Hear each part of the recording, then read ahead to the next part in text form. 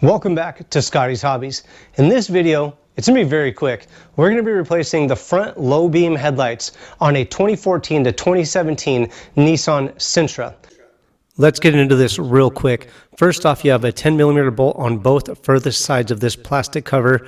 Take both of those out first, and then you're going to have a bunch of plastic clips to take out. I'm using a flathead screwdriver, but you could also use a clip pry bar. They make a specialty tool for that. If you have one, just get those out of the way. We need to take this black plastic cover off to get easy access to the dust covers and moisture covers on the back side of your headlight lens. Set that off to the side, and you're really right there. This job only takes about 5-10 minutes to get this job done. It's really, really quick. There's the driver's side dust cover. Moving on over, here's the passenger side dust cover. Turn it in a counterclockwise fashion, and they'll pop right off. They're really easy to take off. Shouldn't be too hard. If they are hard, you might have another problem, but hopefully they're just as easy as in this video.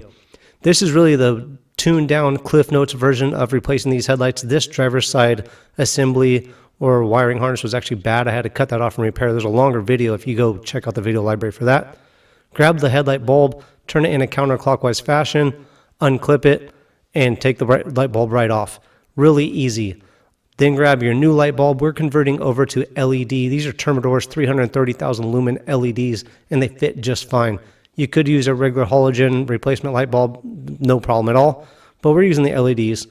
Get the 3 prongs to line up.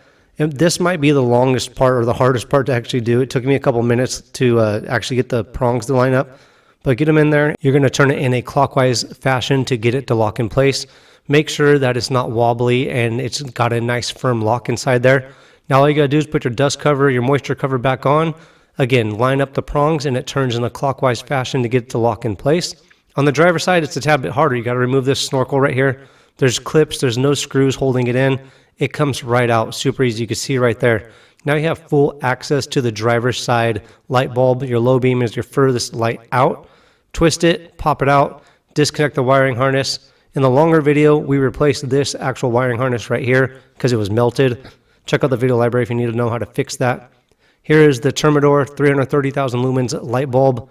Be careful if you're doing the LED, actually any light bulb, do not touch the light bulbs themselves, the actual filament or the glass part of it. Don't touch those ever.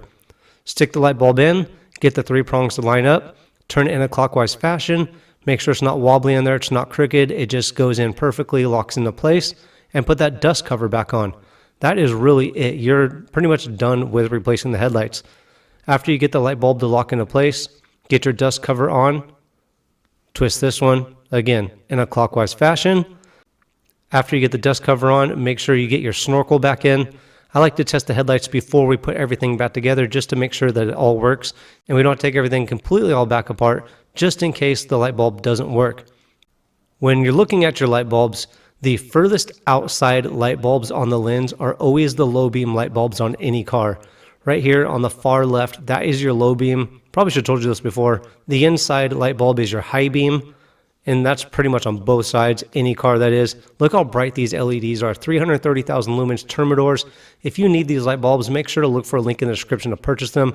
Now, don't forget to get that plastic cover from the radiator support to the bumper, and you're all set and done. If this video helped you out, make sure to like, subscribe, and share. Comment below with the year, make, and model of the vehicle that it did help you on. Thanks for checking out Scotty's Hobbies, and I will see you on the next hopefully helpful video.